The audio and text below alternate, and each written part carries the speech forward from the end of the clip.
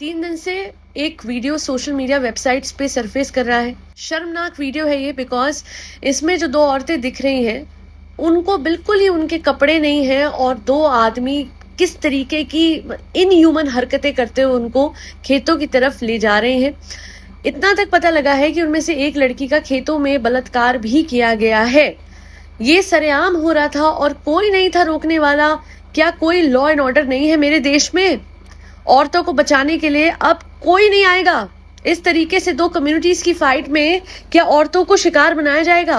कभी वहां पे चलते हुए रास्ते में एक आदमी की लाश पड़ी हुई है, वो जला हुआ है आदमी, मतलब गलियों में लोगों की जली हुई लाश पड़ी होगी। वहां के सीएम कहाँ है? कहाँ है वहां के चीफ मिनिस्टर मणिपुर के? उनको रिजाइन कर देना चाहिए अभी और इसी वक्त। बड़े बड़े राइफल से वहां पे गोलीबारी हो रही है। ऐसा लग ही नहीं रहा कि ये मेरा हिंदुस्तान है। सरेआम एक दूसरे को मारा जा रहा है, एक दूसरे की औरत की इज्जत लूटी जा रही है। और जो कुकी वुमन के साथ हुआ है, जो उन 2 औरतों के साथ हुआ है, वो तो सबसे बड़ा काला दाग है मेरे देश के लिए, सबसे बड़ा काला दाग।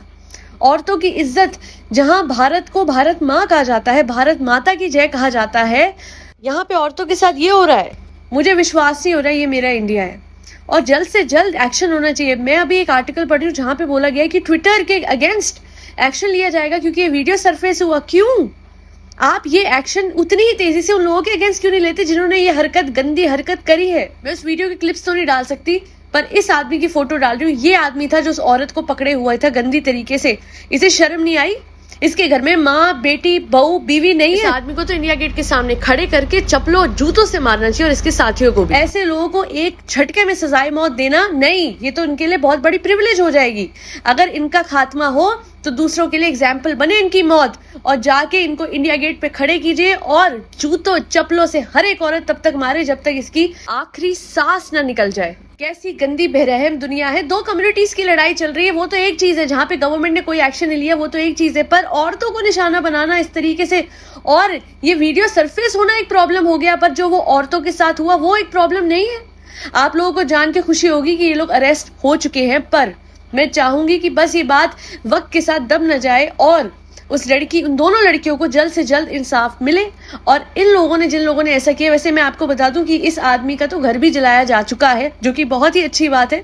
पर जब तक इस आदमी को, बाकी हर उस आदमी को जो इस ग्रुप में था, उनको एक ऐसी सजा नहीं मिल जाती जो कि एग्जाम्पल बने हमारी सोसाइटी के लिए, ताकि आज के बाद कोई आदमी हिम्मत तक करे किसी औरत को हाथ लगाने के लिए, तब तक इंसाफ नहीं होगा।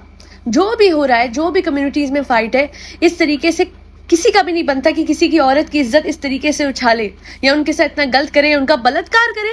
हम कहाँ रह रहे हैं? कोई जंगल राज है क्या? डेमोक्रेसी का मतलब क्या होता है? कहाँ गई गवर्नमेंट, सेंट्रल गवर्नमेंट?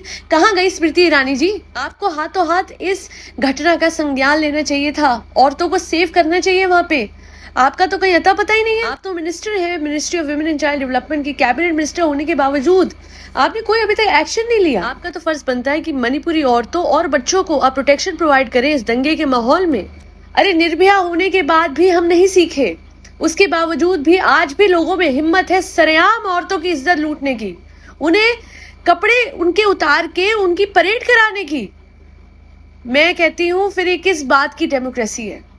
मैं बिलीव ही नहीं कर सकती हम किसी डेमोक्रेसी में रह रहे हैं, हम एक ऐसी कंट्री में रह रहे हैं जो कि लोकतंत्र है। नहीं, हो ही नहीं सकता।